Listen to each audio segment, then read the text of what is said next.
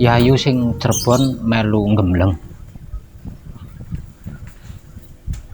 karepe dhewek apa dikongkon lagi? Oh karepe. Sip, mantep, lanjutkan.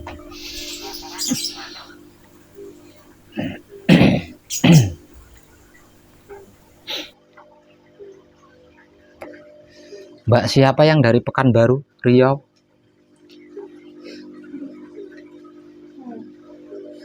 Mbak siapa? Siti Laila. Bagaimana bisa mempraktekkan apa yang dimotivasikan? Bisa? Enggak. Enggak sulit kan? Nah.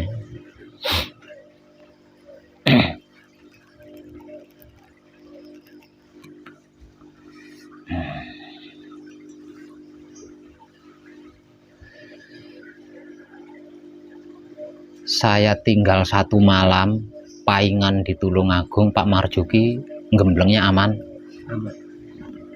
Masih tetap bisa diam?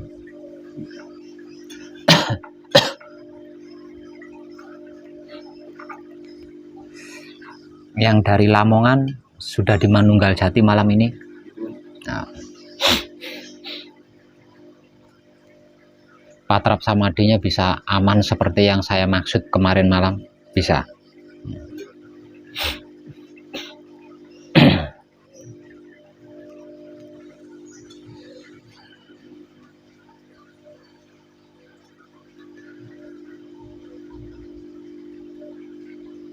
Malam ini panjenengan berdua akan saya temani masuk ke dalam keadaan asal usul sangkan paraning dumadinya panjenengan, di mana pada waktu itu panjenengan masih belum sebagai apa-apa. Keadaan di mana pada waktu itu panjenengan masih sebagai Tuhan yang asli, bukan sebagai Tuhan dengan perwujudan lain.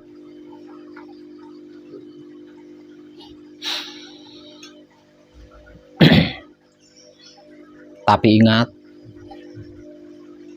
setelah saya temani masuk ke dalam asal usul sangkan paraning dumadi, selanjutnya panjenengan harus mempertahankan keadaan itu hingga tetes darah penghabisan. Karena hal itu tidak bisa dilakukan 2 kali. Artinya jika tidak panjenengan pertahankan, panjenengan akan kembali lagi seperti masa lalu. Dengan berbagai masalah dan kesulitan yang tiada kunjung akhirnya. Dan untuk bisa sampai ke asal usul sangkan paraning dumadi lagi untuk yang kedua kali, itu sudah tidak bisa, terkecuali dengan perwujudan yang berbeda. Artinya panjenengan harus mati dulu. Setelah mati, lah nanti dapat antrian untuk bisa bereinkarnasi atau lahir kembali ke dunia.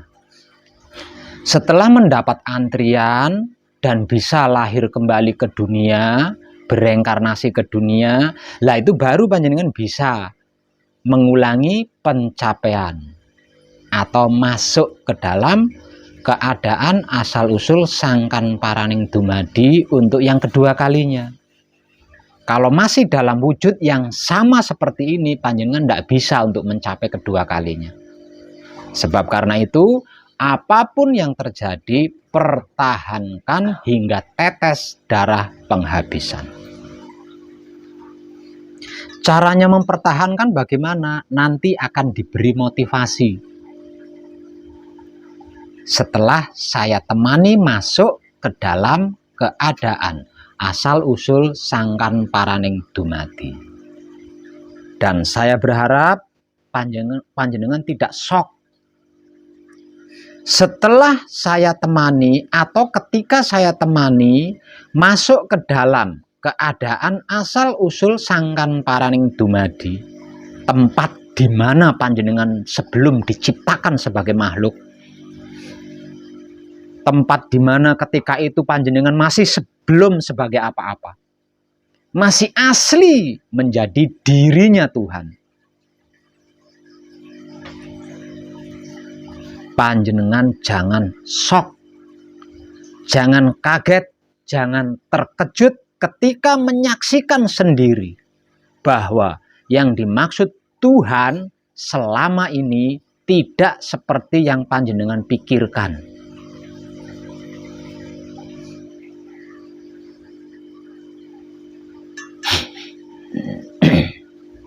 Selama ini kita selalu berpikir Tuhan itu seperti ini, seperti itu, seperti bla bla bla.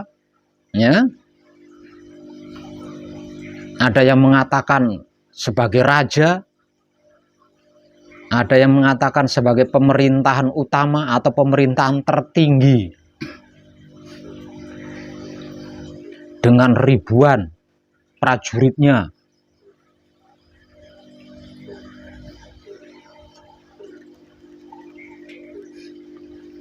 Selama ini kita selalu berpikir bahwa Tuhan itu aksesorisnya seperti ini, pakaiannya seperti ini, wujudnya seperti ini, dan lain sebagainya. Masih banyak prasangka-prasangka tentang apa dan bagaimana Tuhan selama ini. Padahal sebenar-benarnya Tuhan itu tidak seperti yang kita pikirkan selama ini. Jadi nanti ketika panjenengan menyaksikan sendiri, mengalami sendiri, jangan shock, jangan kaget, jangan terkejut. Karena itulah adanya.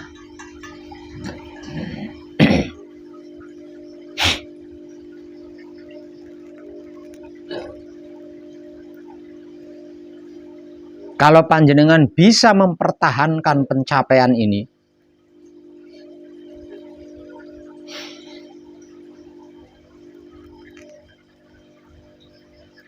kalau masih ada pertanyaan,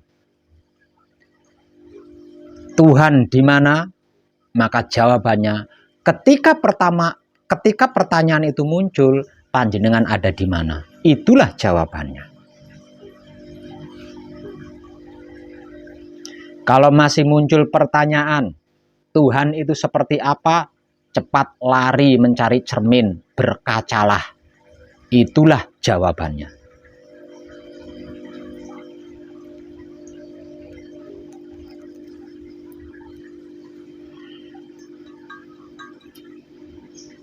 Ketika panjenengan bisa mempertahankan, panjenengan sudah bukan sebagai makhluk lagi, melainkan sebagai wujud kenyataan Tuhan. Sebagai Tuhan, haram, masalah itu, sulit itu haram sebagai Tuhan. Kekurangan itu haram sebagai Tuhan. Penderitaan itu haram bagi Tuhan.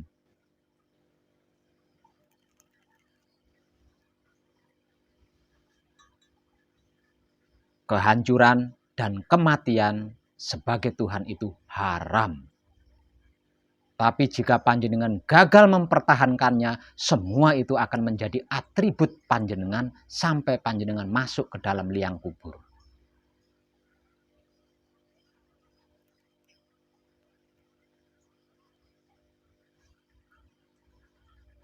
Jadi setelah saya temani masuk ke dalam keadaan asal-usul sangkan paraning dumadinya panjenengan, apapun yang terjadi, pertahankan hingga tetes darah penghabisan.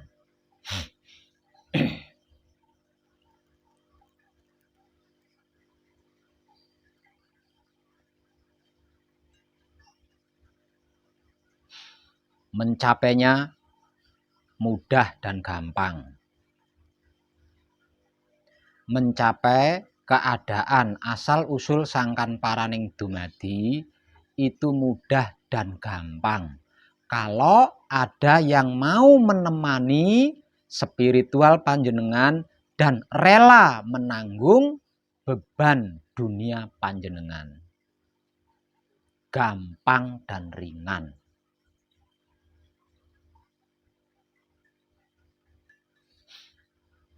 Tapi untuk mempertahankan, ini tidak bisa ditemani.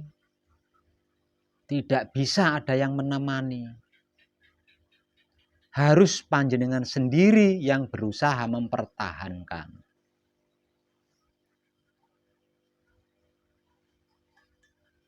Jadi jangan sampai ternoda.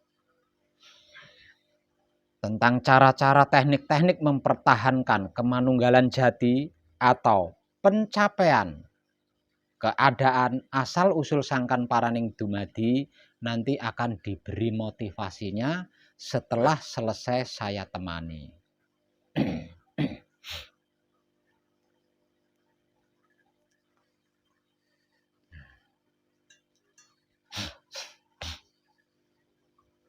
Sedangkan untuk Pak Suta,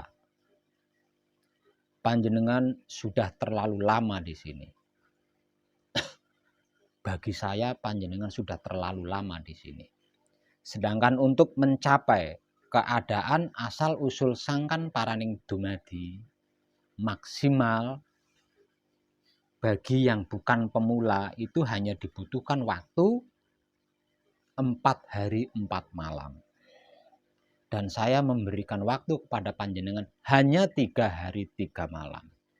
Tapi dalam kenyataannya lebih dari itu. Kenapa bisa seperti itu? Nah, Tumbang 3 hari. Ya nanti lain waktu. Saya hanya minta sehari semalam lagi. Tidak banyak. Saya hanya minta sehari semalam saja. Belum siap. Belum siap. Ya kalau begitu monggo kerso panjenengan. Ya, nanti saya apa jauh kalau siap saya kasih tahu.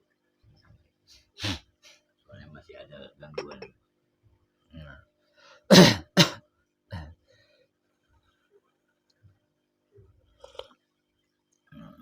Siap tidak siap, ini sudah terlanjur ada di lidah saya. Maka siap tidak siap, Pak Suta, saya akan tetap mengatakannya. Jadi nanti ketika sewaktu-waktu panjenengan siap, panjenengan tinggal praktek saja. Sehari semalam yang saya minta, itu sebagai bagaimana? Sehari semalam saja panjenengan tidak mengikuti pergerakan yang terjadi. Panjenengan bisa menyikapi seluruh pergerakan hanya dengan diam. Selama 1 hari 1 malam saja.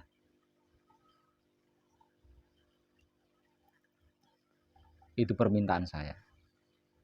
Jadi nanti sewaktu-waktu jika panjenengan sudah siap, praktekkan itu.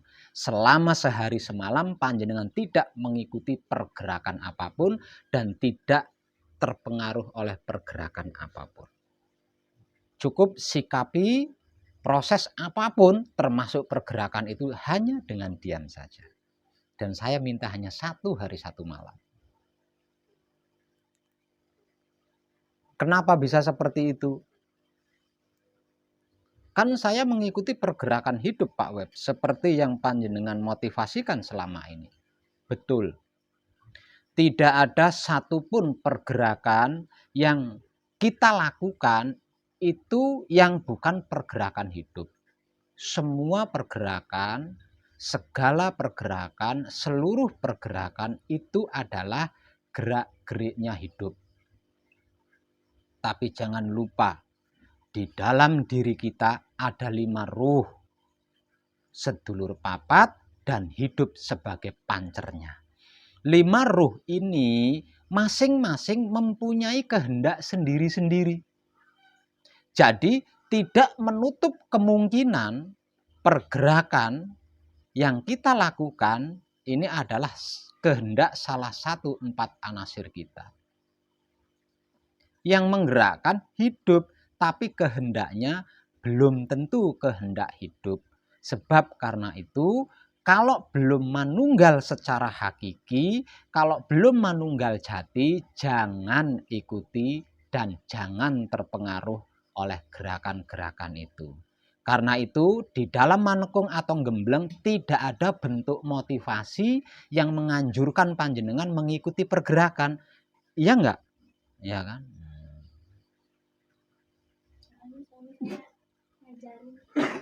Itu sebelumnya.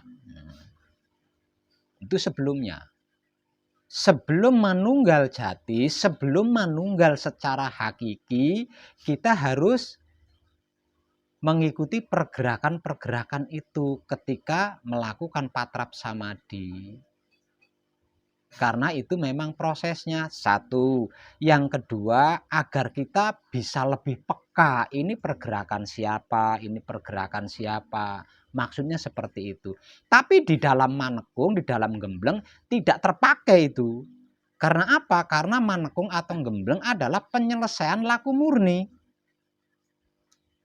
Jadi setiap pergerakan harus asli kehendaknya hidup.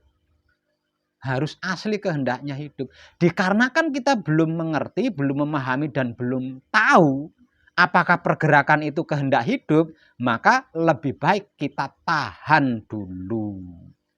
Sikapi hanya dengan diam.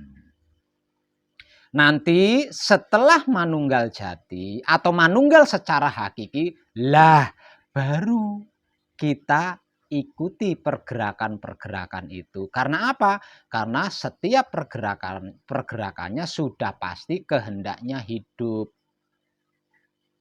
Dikarenakan sedulur papatnya sudah manunggal dengan hidup. Nah ini.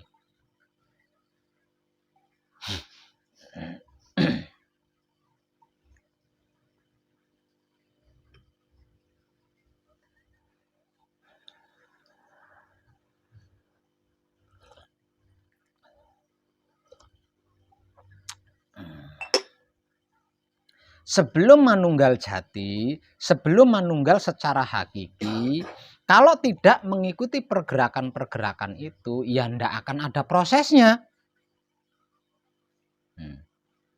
Nggak akan terjadi proses. Sementara sebelum manunggal jati atau sebelum manunggal secara hakiki, kita butuh proses.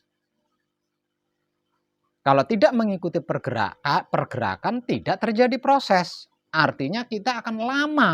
Di dalam laku murni gitu kita akan lama karena nggak ada prosesnya. Nah pergerakannya nggak dikenali. Tapi di dalam manekung, di dalam gembleng berbeda. Karena manekung atau gembleng adalah penyelesaian. Penyelesaian dari laku murni agar dapat mencapai suci. Jadi jangan disamakan. Makanya ketika panjenengan melakukan patrap samadhi di rumah, mungkin bisa menemukan tenang, menemukan tentram, mungkin bisa.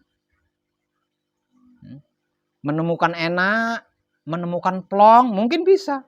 Tapi di dalam manekung, di dalam gembleng, belum tentu. Patrap samadhi dapat enak, dapat plong, belum tentu. Ini penyelesaian. Nah, ini perbedaannya di situ. Ketika panjenengan melakukan patrap samadhi di rumah, mungkin pinggang panjenengan enjoy saja. Walaupun dalam waktu yang lama. Tapi di dalam manekung, di dalam gembleng, belum tentu. Bisa jadi baru 2 menit panjenengan patrap samadhi, wah boyoknya, pinggangnya sudah berasa tuh. Nah, itu perbedaannya di situ. Kok bisa seperti itu ya? Iya. Karena apa? Karena di luar manekung, di luar gembleng, kalau pinggang kita berasa kaku, kita kan bisa seperti ini. Ya. Bisa menyesuaikan tubuh kan? Lah di dalam manekung nggak bisa, harus diam. Di dalam manekung harus diam di situ. Betapapun terasa hendak patah pinggang kita, kita harus sikapi dengan diam. Nah, udah beda di sini kan? Jadi jangan disamakan.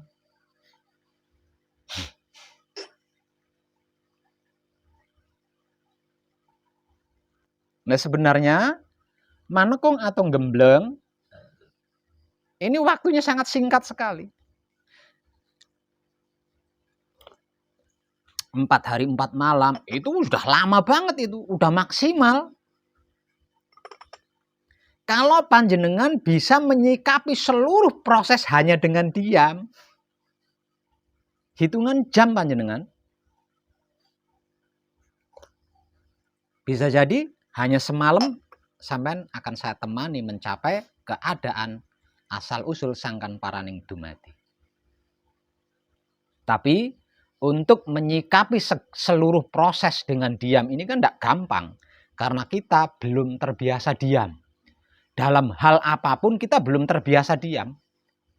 Kebiasaan kita selalu ikut campur, selalu aktif, super aktif dalam keadaan apapun itu. Diam belum terbiasa. Artinya menyikapi segala proses, seluruh proses dengan diam ini tidak gampang. Makanya saya tambah durasinya menjadi 4 hari 4 malam bagi yang sudah menyelesaikan dasarnya di rumah. Jadi jangan remehkan diam. Bisa dihitung manusia hidup yang bisa menyikapi apapun dengan diam itu bisa dihitung dengan jari. Artinya diam itu bukan ilmu remeh itu.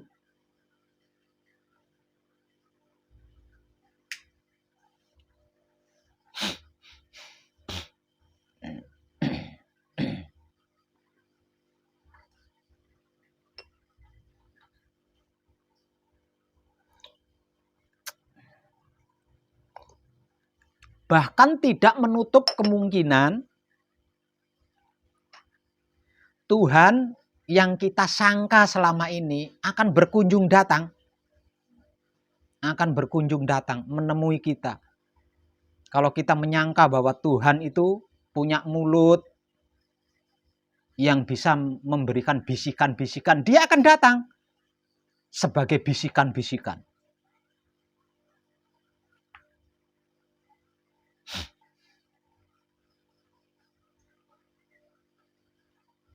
Kalau selama ini kita menyangka bahwa Tuhan itu punya kaki sehingga bisa berjalan mendekati kita, dia akan berjalan mendekati kita.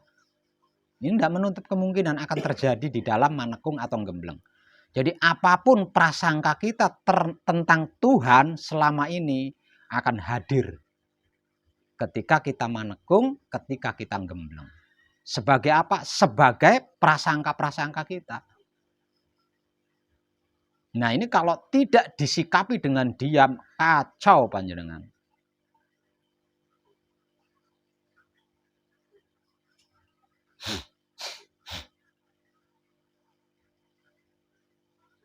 Capek panjenengan kalau tidak bisa menyikapinya dengan diam. Karena Tuhan yang sesungguhnya itu bukan satu, melainkan beraneka ragam perwujudannya. Semuanya itu Tuhan. Tidak ada satupun yang bukan Tuhan. Apa enggak pecah kepala panjenengan kalau tidak disikapi dengan diam?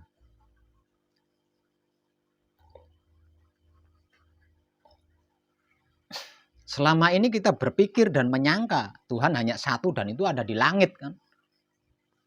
Sehingga selain di langit itu bukan Tuhan. Selama ini kan kita berpikir seperti itu.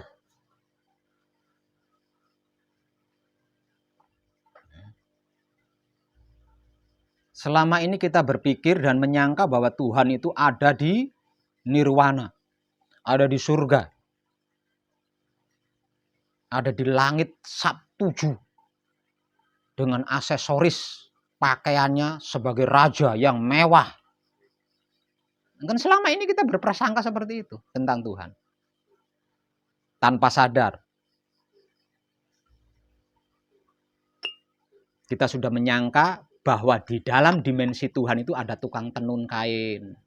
Sehingga Tuhan bisa pakai jubah. Ada pengrajin aksesoris sehingga Tuhan itu menggunakan aksesoris-aksesoris. Selama ini kan kita berprasangka seperti itu.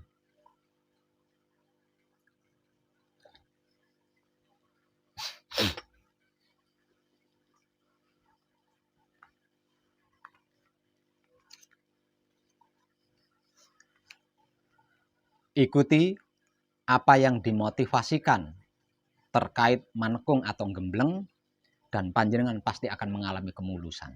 Ya.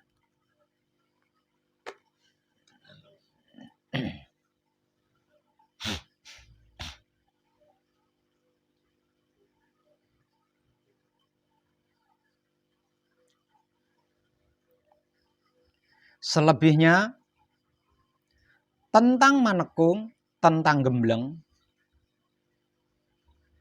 selain tentang manekung, selain tentang gembleng, selebihnya itu saya tulis lengkap dalam sebuah buku yang berjudul Kunci The Power. Jadi tidak perlu panjenengan repot-repot mempelajarinya.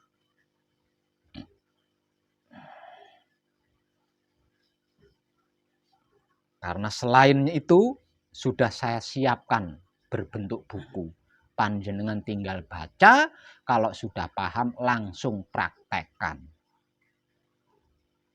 Selama manekung, selama gembleng, panjenengan harus melatih diri tentang dua hal, yaitu diam di dalam menyikapi apapun prosesnya ketika panjenengan bersamadi setelah patrap.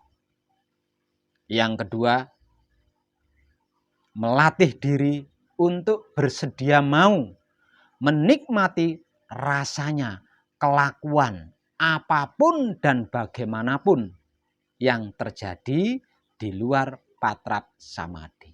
Dua hal inilah yang harus panjenengan latih sampai panjenengan menjadi ahli. Karena dua hal itulah untuk mempertahankan manunggal jati.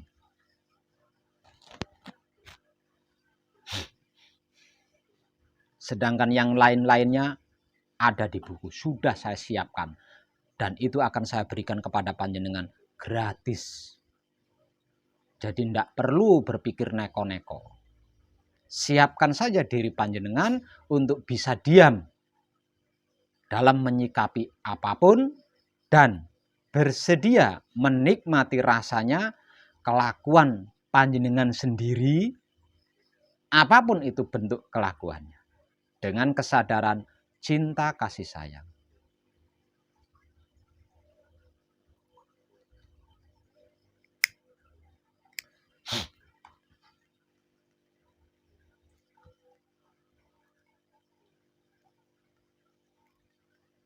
Sekali lagi, motivasi dari saya, setelah saya temani masuk ke dalam keadaan asal-usul sangkan parang dumadi nanti,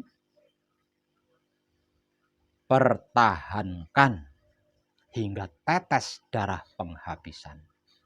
Karena itu bukan sesuatu hal yang remeh dan tidak bisa diulangi hingga 2 kali.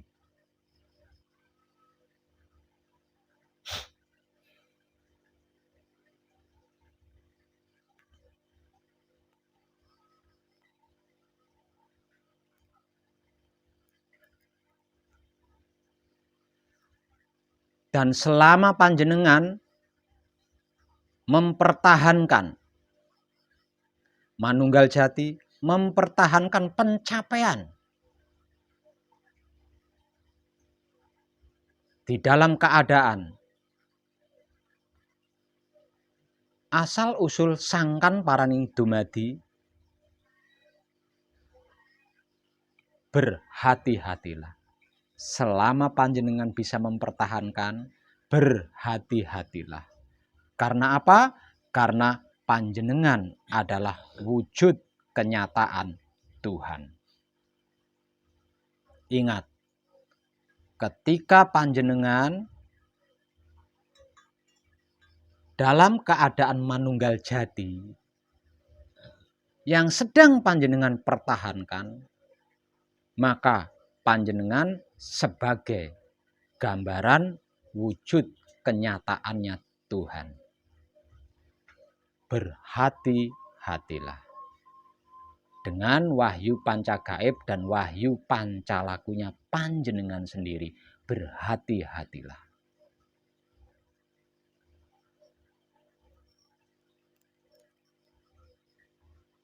Karena jika wahyu panca gaib dan wahyu pancalakunya panjenengan ngambang, panjenengan adalah orang awam, bukan gambaran kenyataan wujud Tuhan.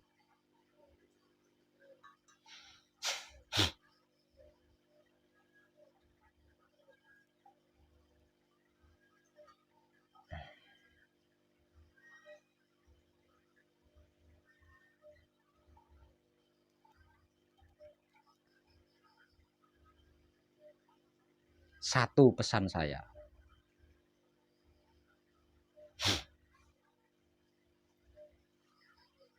Di antara sekian banyak cara dan teknik laku spiritual hakikat hidup, sesungguhnya yang termudah, terdekat, dan terbaik adalah memberi. Yang sering saya motivasikan dengan bahasa kebajikan atau menebar kesadaran cinta kasih sayang. Itu terbaik, termudah, dan terdekat. Kalau diibaratkan jalan, itu jalan paling mulus dan paling lurus, serta paling dekat.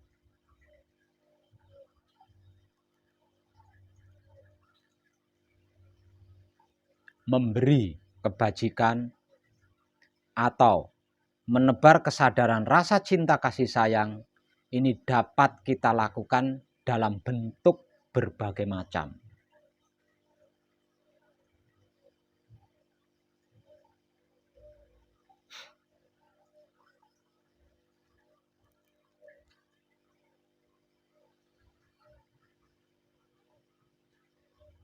Dan motivasi yang saya berikan selama ini adalah teknik memberi atau teknik kebajikan atau teknik menebar kesadaran cinta kasih sayang yang paling sederhana dan semua orang bisa melakukan, yaitu menikmati rasanya kelakuan yang kita lakukan sendiri dengan kesadaran cinta kasih sayang. Itulah yang paling sederhana dan semua orang bisa melakukan.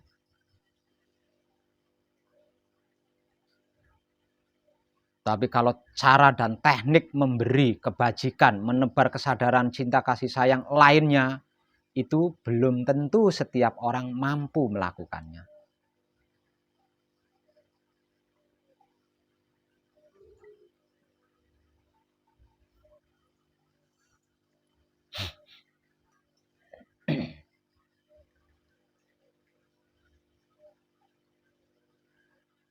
Kalau di dalam Wahyu Pancalaku, apa yang barusan saya katakan ini adalah ayat kelima. Itu adalah terbaik.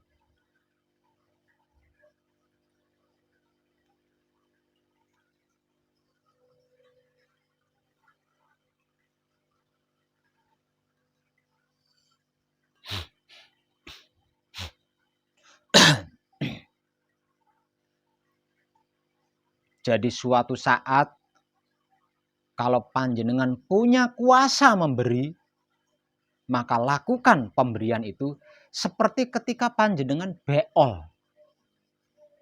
Seperti ketika panjenengan berak.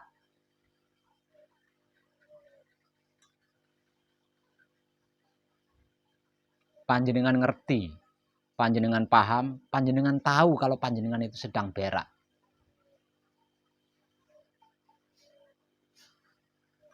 Tapi panjenengan tidak pernah hafal bentuk dan keras atau lunaknya beol panjenengan nggak pernah hafal itu. Panjenengan tahu, panjenengan beol di mana, panjenengan tahu. Tapi proses beolnya panjenengan di tempat tersebut panjenengan tidak pernah hafal. Nah, lakukan pemberian itu seperti ketika panjenengan beol. Jika panjenengan diberi kuasa untuk memberi.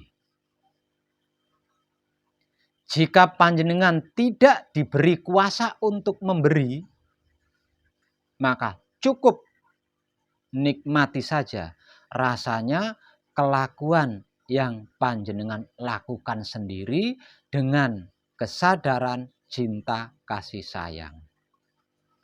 Apapun itu, jangan ragu karena apapun itu adalah gerak yang dikehendaki oleh hidup.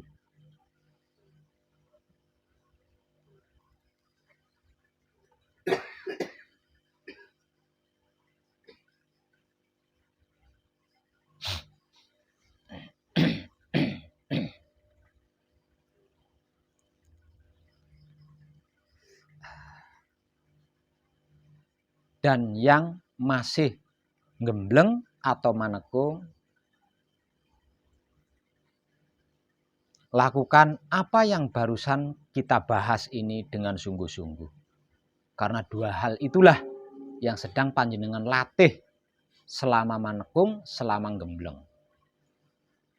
Diam ketika bersamadi setelah patrap dan menikmati rasanya kelakuan panjenengan sendiri dengan kesadaran cinta kasih sayang di luar patrap samadi.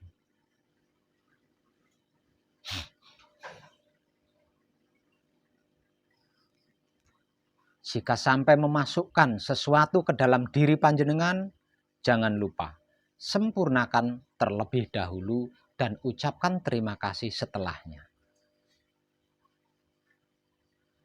Hanya dua hal itulah yang panjenengan latih selama panjenengan manekung atau gembleng.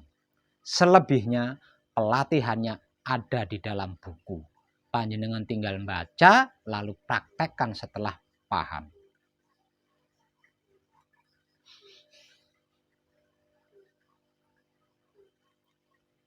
Kenapa harus panjenengan latih sendiri sampai panjenengan menjadi ahli? Karena setelah ini saya sudah tidak bisa menemani panjenengan lagi. Artinya panjenengan harus ahli. Nah kalau panjenengan belum ahli, panjenengan tidak bisa mandiri. Tidak bisa praktek sendiri. Karena itu selama manekung, selama gembleng, diamnya panjenengan harus menjadi keahlian panjenengan. Menikmati rasanya kelakuan yang dilakukan sendiri dengan kesadaran cinta kasih sayang juga harus menjadi keahlian panjenengan sendiri. Karena setelah ini panjenengan tidak saya temani lagi.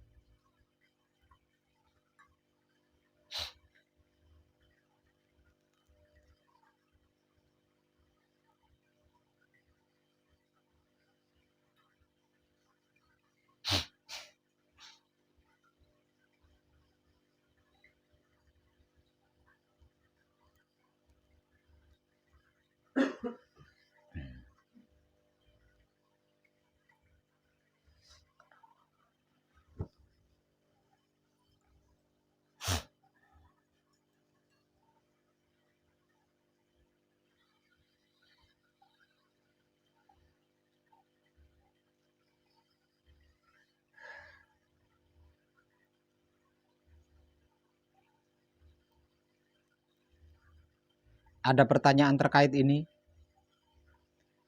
Untuk Pak Marjuki sama yang dari Lamongan? Tidak ada. Berarti paham kan dengan apa yang saya maksud?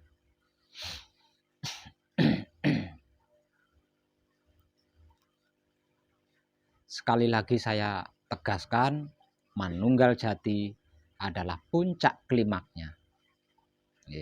Manunggal Jati adalah puncak klimaknya. Setelah kadangan ini masih ada kesempatan satu kali lagi untuk meng-100%-kan Manunggal Jati panjenengan.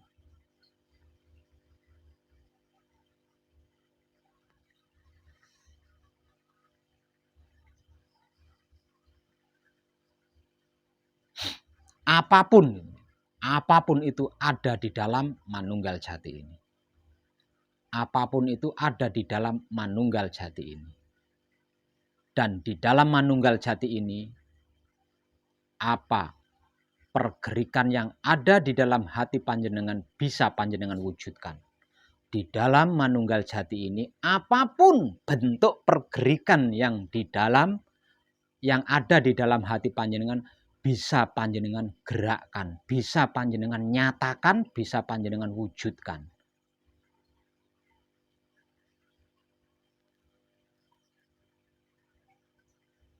Karena itu, jangan sekali-kali panjenengan meremehkan tentang Manunggal Jati yang terjadi pada diri panjenengan sendiri setelah ini nanti.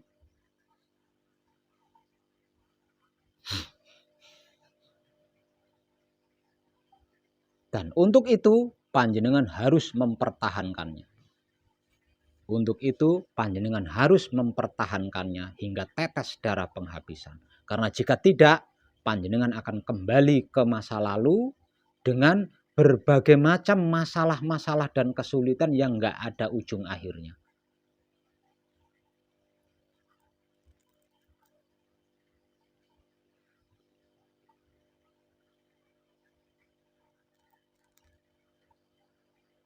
Terutama untuk panjenengan sebagai satrio, sebagai wanita sejati, ya, sebagai wanita sejati.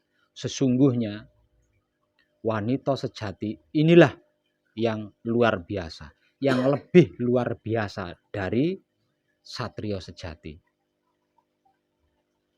Bahkan di dalam keyakinan Hindu,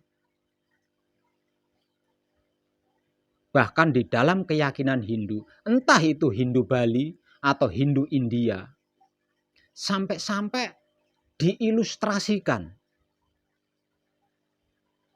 bahwa keberadaan 3 dewa utama, yaitu Wisnu, Brahman, dan Siwa, itu hanya untuk mengungkap rahasianya Mahakali alias wanita. Nah, dari sini sebenarnya kita bisa mengambil kesimpulan bahwa sesungguhnya wanita itu luar biasa. Namun keluar biasaan kaum wanita ini bergantung kepada laki-laki.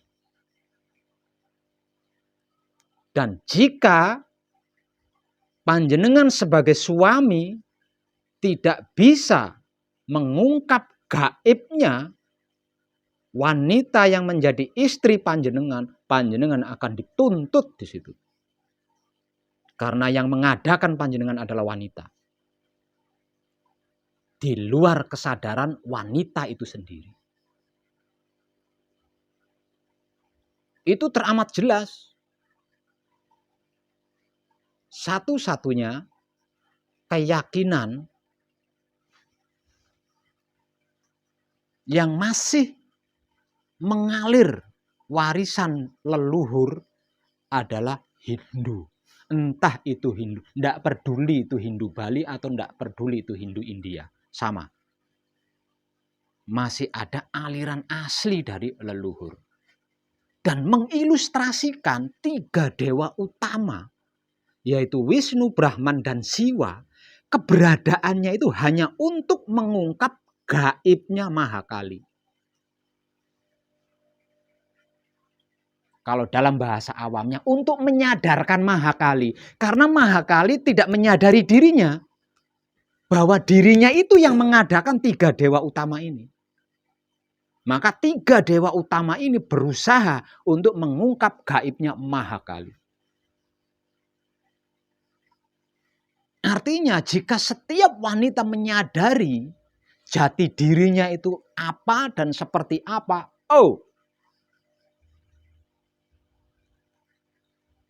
keruntuhan, kegagalan, bahkan perang, pemusnahan itu tidak ada.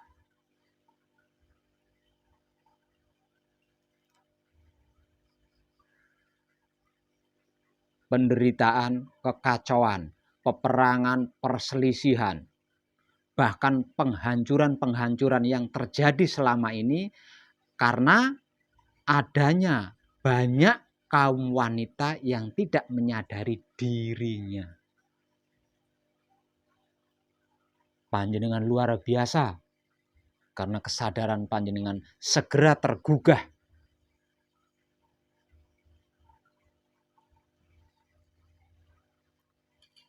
Mengkaji dan mempraktekkan laku spiritual hakikat hidup ini.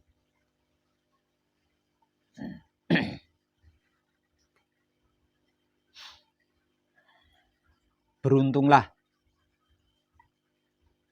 untuk para putra kekudangane Rama yang sudah beristri dan istrinya ikut laku. Karena dia tidak akan mengalami tuntutan-tuntutan karma.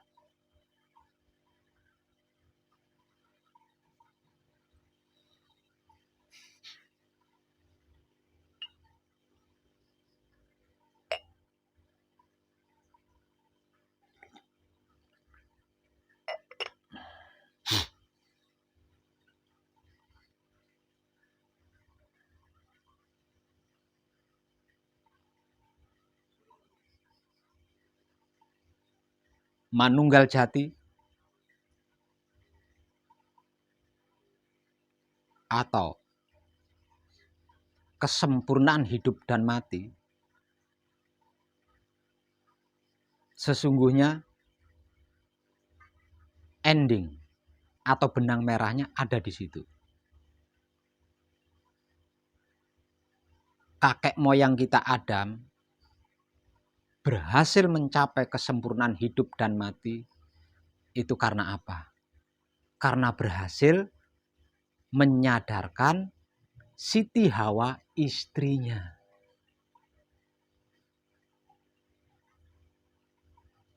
Kenapa Siwa disebut Mahadewa?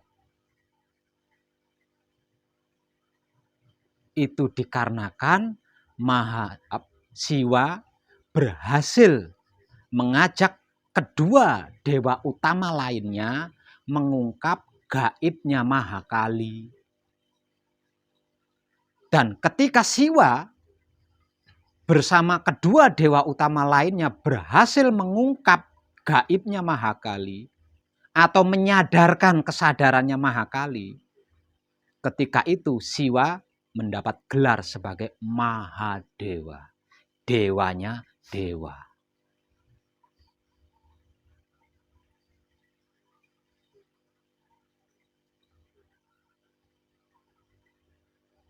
Makanya bisa panjenengan teliti. Bisa panjenengan cross check langsung di TKP. Tentang orang-orang yang berhasil. Tentang orang-orang yang sukses di dalam berspiritual. Silahkan panjenengan cek sendiri. Bisa saya pastikan istrinya pasti berkesadaran tinggi. Yang menjadi pendampingnya pasti berkesadaran tinggi. Berkesadaran murni, berkesadaran Tuhan maksudnya. Selama istrinya belum berkesadaran tinggi, sehebat apapun spiritualnya tidak pernah berhasil mencapai kesuksesan.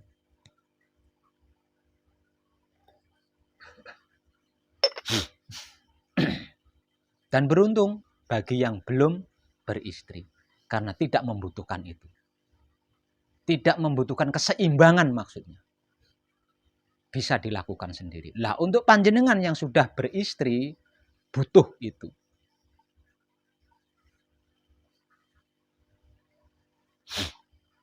Jadi panjenengan sebagai kaum wanita, sebagai wanita sejati, berhati-hatilah. Berhati-hatilah dengan diri panjenengan sendiri. Bahkan negara itu difilosofikan. Tiangnya adalah wanita. Sampai-sampai difilosofikan, tiang negara adalah kaum wanita. Itu bukan filosofi sembarangan.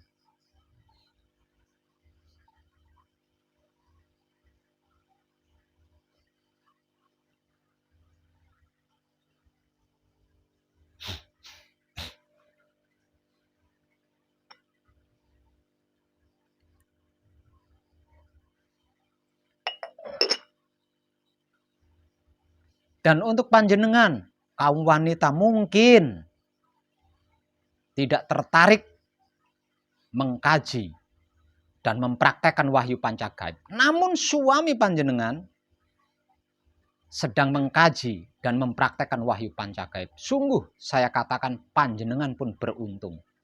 Karena lambat laun seiring berjalannya waktu, kegaiban wanita panjenengan akan panjenengan sadari. Hasil dari lakunya suami panjenengan.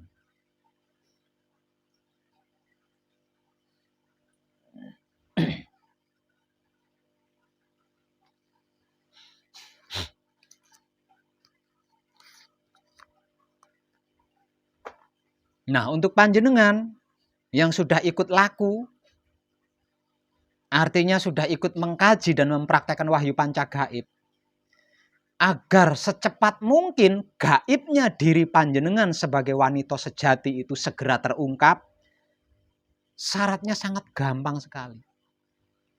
Setia tuhu sama suami panjenengan. Hanya dengan setia tuhu kepada suami panjenengan, gaibnya gaib terkait jati diri panjenengan sebagai wanita sejati sesegera mungkin akan terungkap. Dan ketika itu terungkap, apapun yang panjenengan kehendaki jadi. Gampang kan? Hanya setia tuhu sama suami. Ini pun digambarkan, difilosofikan di dalam keyakinan Hindu. Entah itu Hindu Bali atau Hindu India. Seperti apa perilaku Mahakali ketika sebagai Parwati terhadap Mahadewa. Hanya dengan setia tuhu kepada Mahadewa, Dewi Parwati bisa mengungkap dirinya sendiri bahwa dirinya sendiri itu bukan makhluk biasa.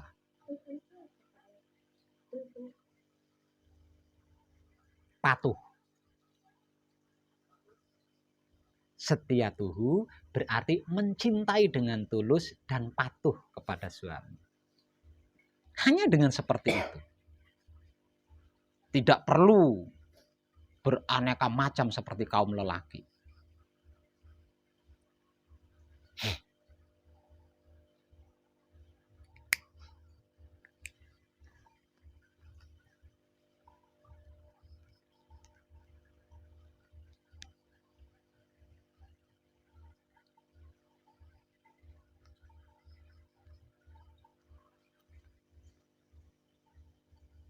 Lah, itu loh. Sebenarnya wahyu pancagaib, wahyu pancalaku yang sedang kita kaji bersama-sama, yang sedang kita praktekkan bersama-sama.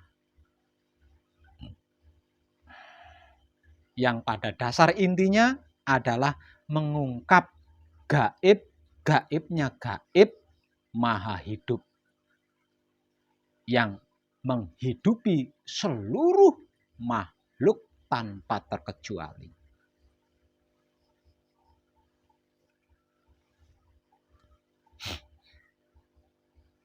Dan barang siapa yang berhasil menyadari tentang ini dan mampu mempertahankan kesadaran tentang ini, Tidak ada bedanya. Dia dengan Tuhan itu nggak ada bedanya.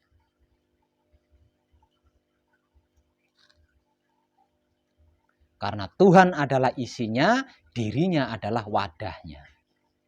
Dan ketika wadah dan isi ini menjadi satu kesatuan, tidak ada bedanya.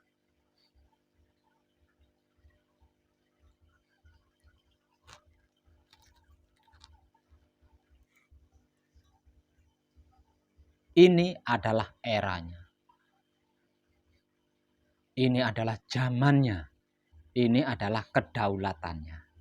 Tentang ini akan semakin dipermudah. Dikarenakan ini adalah kedaulatannya. Ini adalah eranya atau ini adalah zamannya.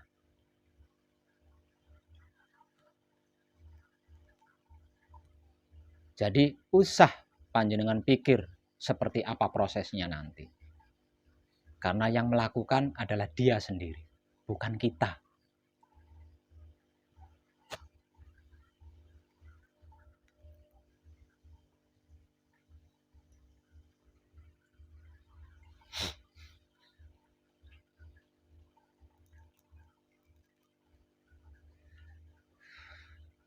Jadi motivasi saya untuk panjenengan, para wanita sejati,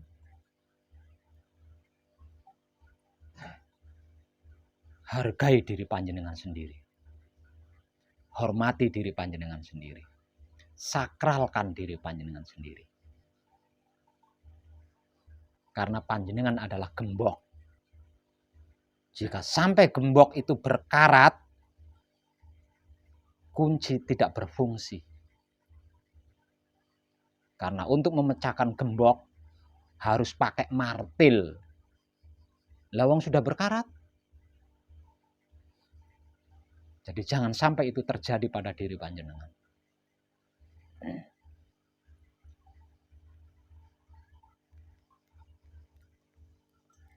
Dan ingat, lakunya sangat sederhana. Lakunya sangat sederhana. Selain manunggal jati, selain melatih diri untuk manunggal jati, hanya setia tuhu sama suami. Hanya setia tuhu saja. Itu masih bisa kan setia tuhu. Lah panjenengan sampai di sini kan karena setia tuhu kan. Kalau panjenengan tidak setia tuhu sama suami panjenengan, mana mungkin panjenengan bisa sampai di sini? Iya kan? Nah, panjenengan sudah berhasil melakukannya. Panjenengan sudah setia tuhu.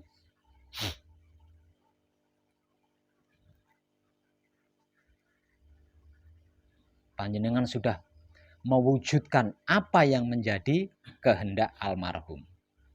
Dan di situ sebenarnya kesaksian untuk panjenengan. Itu kesaksian nyata untuk panjenengan. Semua manusia hidup menjelang kematiannya. Apa yang terjadi, apa yang ada di alam ruh, itu dia tahu. Semua manusia hidup menjelang kematiannya. Sebelum hidupnya itu keluar dari jasadnya. Apa yang terjadi, apa yang ada di alam ruh itu dia tahu.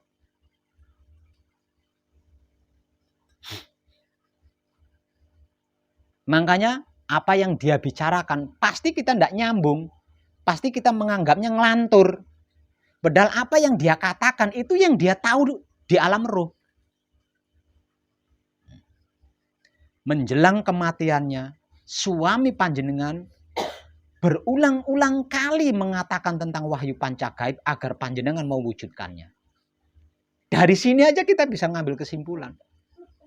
Iya kan? Sampai lepas dia masih tetap membicarakan wahyu pancagaib kepada panjenengan. Artinya dia kan tahu bahwa wahyu pancagaib itu sangat dibutuhkan di alam ruh sana. Kalau dia tidak menyaksikan wahyu pancagaib di alam ruh sana, tidak mungkin.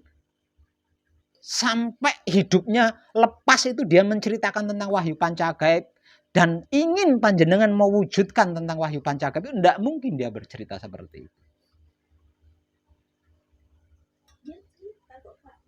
Lah iya, enggak mungkin cerita kalau dia tidak menyaksikan wahyu panca gaib gitu. Nah, di situ panjenengan bisa mengambil kesimpulan bahwa wahyu panca gaib adalah penentunya. Makanya suami panjenengan ingin panjenengan mewujudkan wahyu panca gaib jika dia tidak memiliki kesempatan. Dikarenakan dia tahu dan dia menyaksikan sendiri bahwa di sana itu dibutuhkan wahyu panca gaib.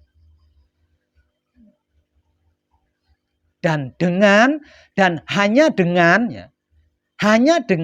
mengungkap itu kepada panjenengan, dia berhasil mencapai kesempurnaan. Karena apa? Karena secara tidak langsung dia sudah membuka gaib-gaibnya gaib jati diri panjenengan sebagai wanita sejati.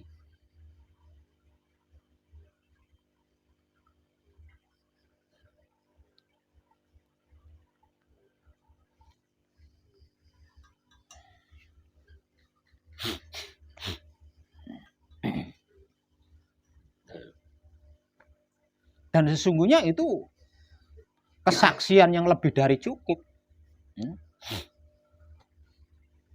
Kalau mungkin yang lain belum mendengar. Jadi suaminya Mbak siapa? Mbak Siti Laila. Siti Laila. Suaminya Mbak Siti Laila ini hampir seluruh hidupnya itu dia habiskan hanya untuk mempelajari video-video saya. Hampir seluruh hidupnya itu dihabiskan hanya untuk mempelajari video-video saya. Tapi Romo belum ngasih kesempatan untuk menyelesaikan lakunya. Sampai menjelang ajal. Sebelum ajalnya tiba, dia sakit terlebih dahulu. Hebatnya Romo itu, Romo menjadikan suaminya Mbak Siti Laila ini sakit terlebih dulu. Coba kalau Romo tidak bijaksana, langsung pergi gitu saja. Tentu saja mbaknya ini tidak tahu menahu tentang wahyu panca gaib. Itu loh hebatnya Romo. Romo memberikan kesempatan untuk bisa menceritakan tentang wahyu panca gaib kepada Mbak Siti Laila. Melalui proses sakit. Selama sakit, suaminya Mbak Siti Laila ini selalu memasukkan wahyu panca gaib ke dalam dirinya. Sampai lepas hidupnya, dia ingin agar istrinya mewujudkan apa yang jadi keinginannya tentang wahyu panca gaib. Jika dia benar-benar tidak diberi kesempatan untuk menyelesaikan laku.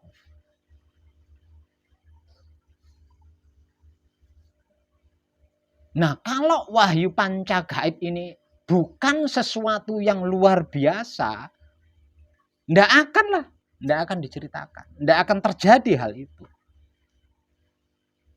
99% karena 99% manusia hidup ketika menjelang ajal itu bisa menyaksikan kejadian atau apa yang ada di alam ruh sebelum mati itu. Makanya sebelum kematian itu terjadi, pasti kita akan mendengar omongan-omongan yang menurut kita ngelantur. Padahal apa yang dia omongkan itu yang dia saksikan di alam ruh sana.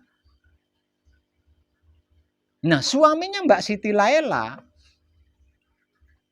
sebelum mati menceritakan wahyu panca gaib.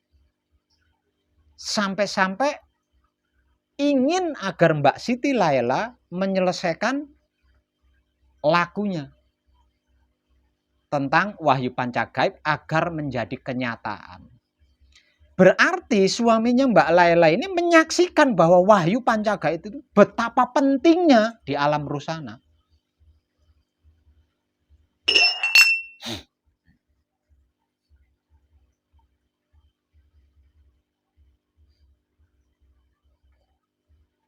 Dan luar biasanya,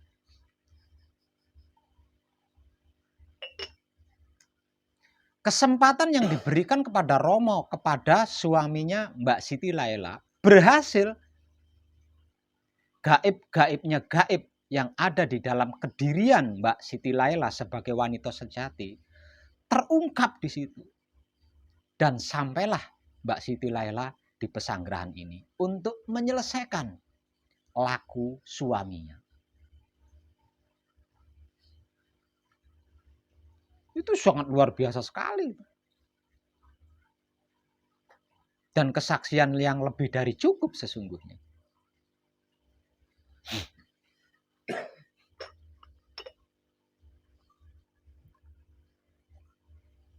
Dan itu tidak menutup kemungkinan.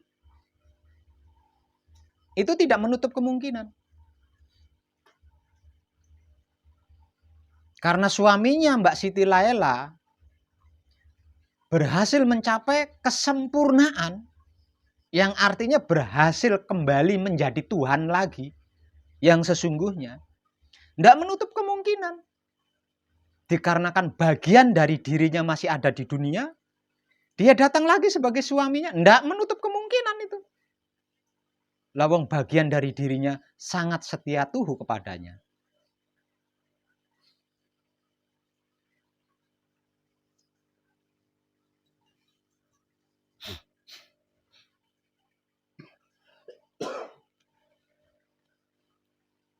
Berbeda. Untuk kaum wanita yang tidak setia tuhu pada suaminya, berbeda. Betapapun suaminya berhasil mencapai kesempurnaan, dia tidak akan peduli. Walaupun istrinya itu tulang rusuknya. Walaupun istrinya itu bagian dari dirinya. Kalau tidak setia tuhu, tidak peduli.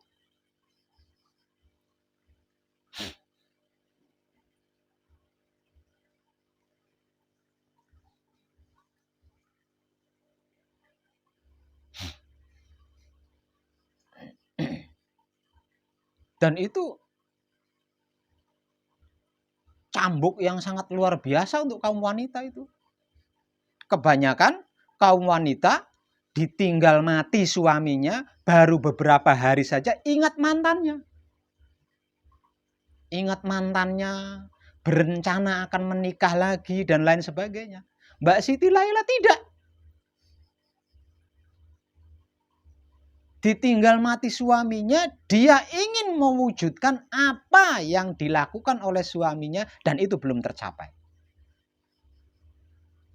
Apa bukan wanita sejati tuh? Sama sekali dia tidak berpikir tentang mantannya yang dulu. Tidak berpikir berencana untuk menikah lagi dan lain sebagainya.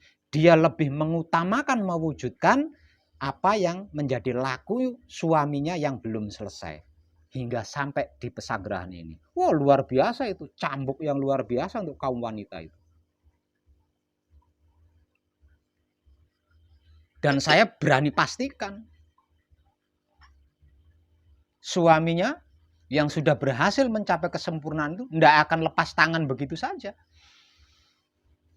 Karena dia berhasil mencapai kesempurnaan, artinya berhasil kembali menjadi Tuhan lagi, dia kan punya kuasa. Dia punya kuasa, dia punya hak. Mengetahui bagian dari dirinya masih ada di dunia ini dengan setia tuhu, bisa-bisa saja dia datang lagi sebagai suaminya lagi dengan wujud yang lain. Namun masih asli itu adalah suaminya. Enggak menutup kemungkinan itu.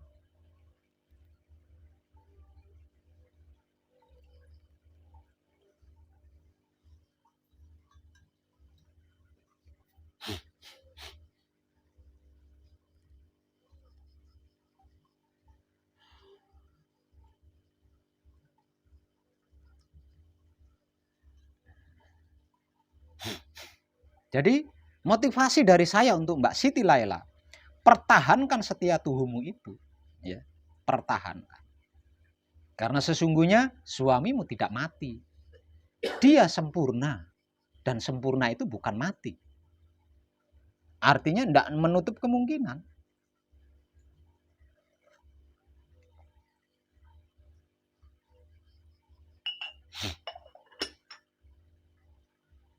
Dan ketika panjenengan berhasil mempertahankan manunggal jati nantinya, tidak menutup kemungkinan panjenengan ingin suami panjenengan datang lagi, datang sebagai suami panjenengan yang asli, namun mungkin dengan wujud yang berbeda.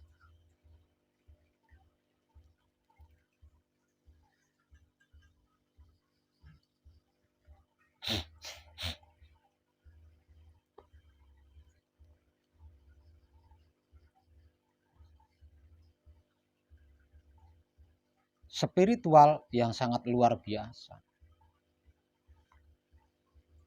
Di dalam mewujudkan laku suaminya yang belum selesai, Mbak Siti Laila ini tidak gampang. Karena keluarganya menghalangi. Bahkan mengatakan bahwa panca gaib ini adalah sesat. Tapi Mbak Laila tidak. Dia lebih mengikuti hatinya daripada mendengarkan ucapan-ucapan keluarganya. Dan hatinya menggerakkan untuk mewujudkan laku suaminya yang belum selesai. Luar biasa itu Mbak Siti Laila. Jarang wanita seperti itu. Duduknya 4 jam. Iya. Saking setia tuhunya kepada suami. Motivasi lebih berat, lebih besar dari motivasi bapak. Iya. Luar biasa itu. Luar biasa. Motivasinya dari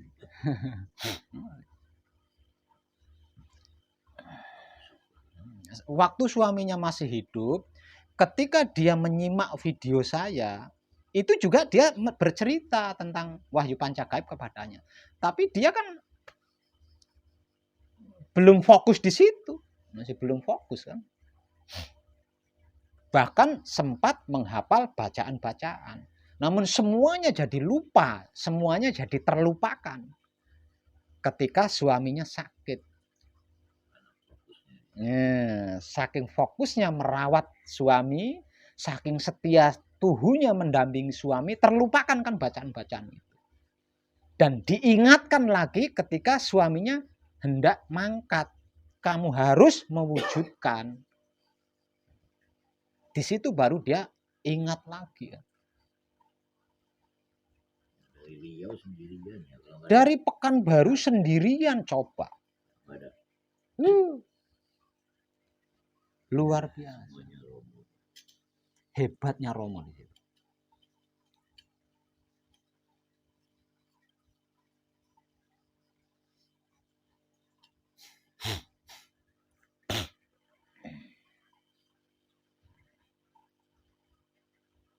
Jadi Yang dukung saya sama anak-anak lah. Jadi jangan larut kepada kesedihan, Mbak Siti Laila ya. Jangan larut pada kesedihan. Karena sesungguhnya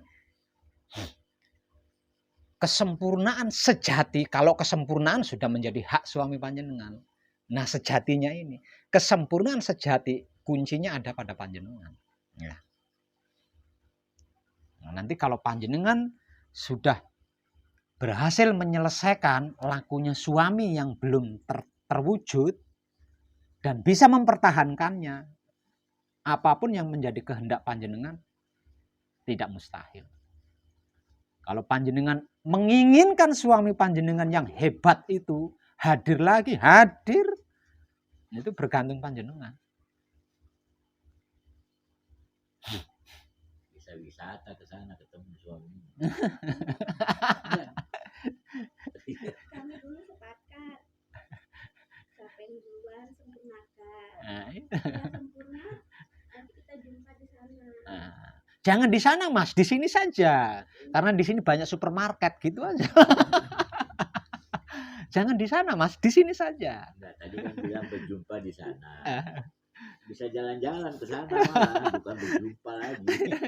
Jalan-jalan terus, main-main. Janjinya saya mati nggak mau reinkarnasi. Caranya gimana? Tuh. Tanya juga sama almarhum. Mati reinkarnasi kemana? Diberitahu kan.